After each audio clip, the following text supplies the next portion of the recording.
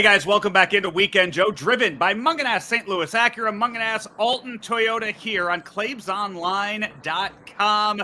There you see my guest for this next segment. Hey, we got an AEW pay-per-view coming up this weekend. It's Revolution down in Orlando, Florida, and we welcome in the great Matt Hardy. Matt, what's going on? I am here pre-Dynamite in beautiful Jacksonville, Florida. It's warm weather, nice little breeze, and I'm actually sitting here in Daly's place where all the fans are going to be tonight for Dynamite. That's, you guys spent so much time there in 2020 and early 2021. Yeah. Going back there, what is the vibe like when you're going back there now to a packed house compared to what you guys did through the pandemic? I mean, this venue will always remind me of the pandemic without a shadow of a doubt. I mean, we were here for almost 17 months. This was just our home base, and it really felt like that for the longest. And I debuted on the first ever empty arena pandemic event that AEW had. So this was literally the only thing I associated AEW with for like 17 months of my life. So obviously coming here is cool, and it does feel special. This is like the roots of my AEW debut. When you look back at that debut and look at where you've gone in your 2 years now with AEW, are there things you wish would have gone differently outside of there being fans in the arena? Yeah, I mean, that's the biggest thing. The Broken Matt character and persona, it is very much reliant on fans and having fan interaction. So that definitely hurt that. I wish we would have had fans, especially when I debuted and I was red hot when I first started on AEW. I think that would have made a huge difference for the success of the Broken Man character. But, we went with it. We pivoted into something that worked better for a television audience more than anything else because there wasn't fans in the arena then. Yeah, now you're Big Money Matt. You got the Hardy Family Office. You're teaming with Andrade now, and you have brought in a few extra guys to help you. Make those checks a little bigger there in AEW.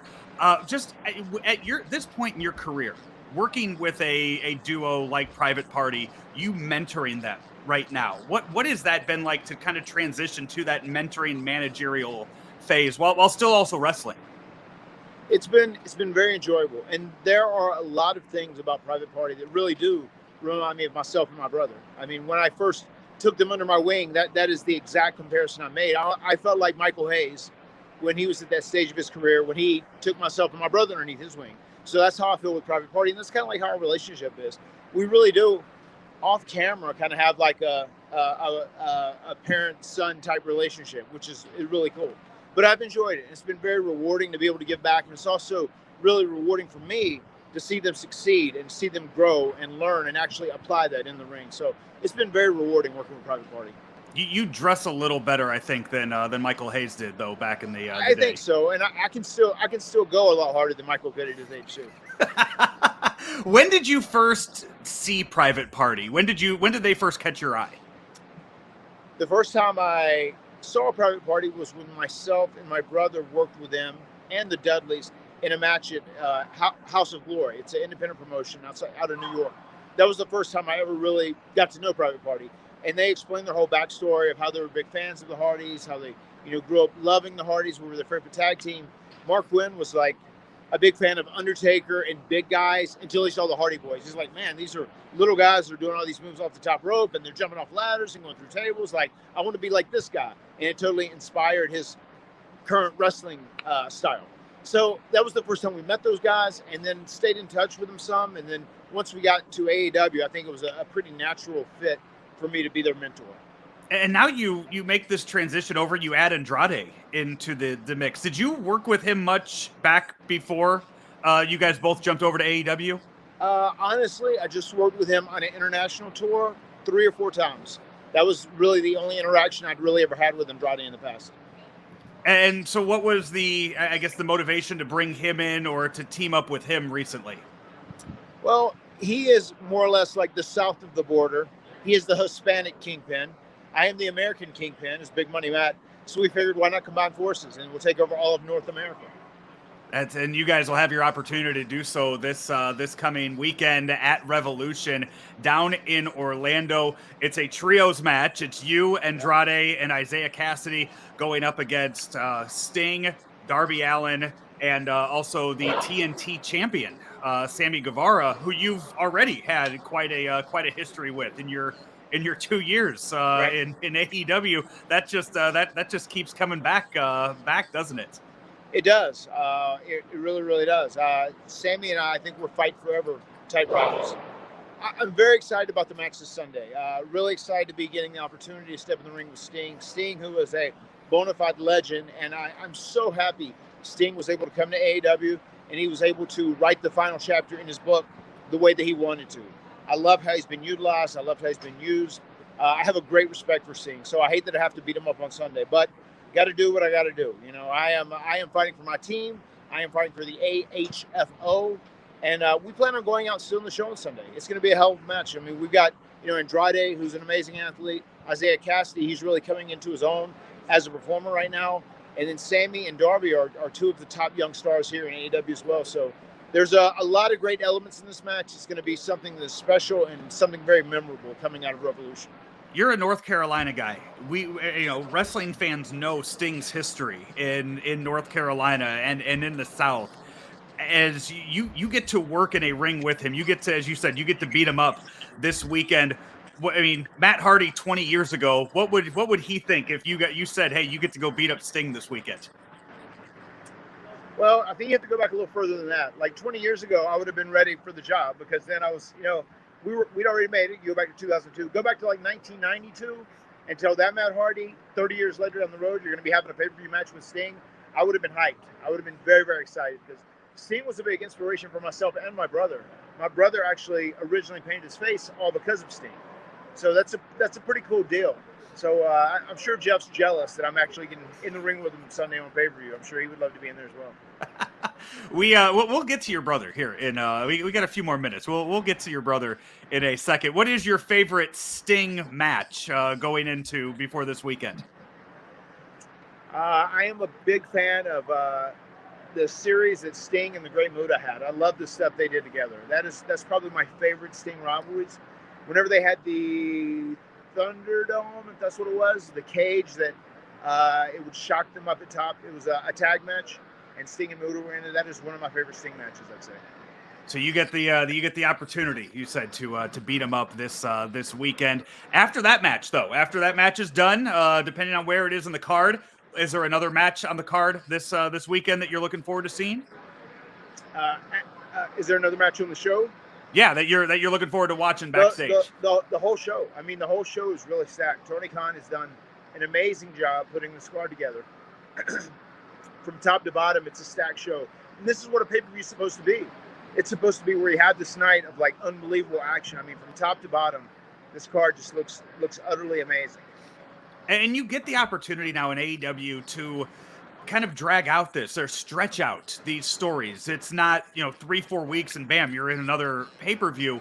As a creative mind like yourself, I mean, you get the opportunity to see where a story goes instead of rushing stuff with multiple, 10, 12 pay-per-views a year, right? Yeah, and I really enjoy the long-term storytelling. And you can really build a story and you can really make a rivalry or feud culminate the correct way with that amount of time. Like the procedure and process of like doing a pay-per-view every single month, it really rushes things, and I feel like the matches don't feel as impactful. They don't feel as much of a big deal as they should. I think spacing it out like this, having 4 big pay-per-views a year, I think that's the way to go. And these pay-per-views seem like a lot bigger. They seem a lot more epic, than pay-per-views that are happening every month. So I think it's the right call. And once again, this story, this pay-per-view, every match in it has a story. So it's very cool. As we talk, we see that you're sitting at Daly's Place, like you mentioned, before Wednesday Night Dynamite on TBS. Have you sought out where the good stairwells are? If the Andrade-Hardy... I got our secretary looking them out. Yeah. That's kind of become the trademark of all of your backstage promos. You guys find a nice stairwell and cut a promo back there. It is a very funny story. The reason this came to be a thing, actually, is we were going to shoot a vignette where we were announcing the Andrade-Hardy Family Office. And the location we had where we were going to shoot at, a real cool location, they came over and the people from the venue said we couldn't shoot there. It was like an off-limit area where you couldn't shoot. I'm not certain why, but then like when we couldn't do that, we literally had to do it because we were going to lose Tony Schiavone from the interview. So the only location that was open was a stairwell. So we ended up doing it in a stairwell, and then so many people like made such a big deal out of it. The lady who does a lot of our vignettes, Jessica, she actually said, "I think we should just do the lawn stairwells." And I said, "Okay." And then that became the running gag. Do your business in stairwells because they're private. There's no security cameras, and nobody can eavesdrop or overhear you. And that became our running gag. We have Matt. You have the podcast right now, The Extreme Life of Matt Hardy, where you and John Alba talk each and every week, each and every Friday over on Podcast Heat. And it seems like the topic that comes up quite a bit is about your brother lately. You guys have some independent bookings right now. At this point in your career, how excited are you to start working with Jeff again? Very excited. March 12th is when we're getting the band back together.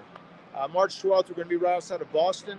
And in our first match on the Hardy reunion tour, it's either going to be the Briscoes, which we've worked a couple times. We've had awesome matches with them. They're an amazing team. Or the SATs, a team we've never faced before in the past. But there's so many new opponents because it's been so long. It's been, since we've teamed regularly, it's been almost 4 years. We've had at the very end of my WWE run, we teamed a couple times.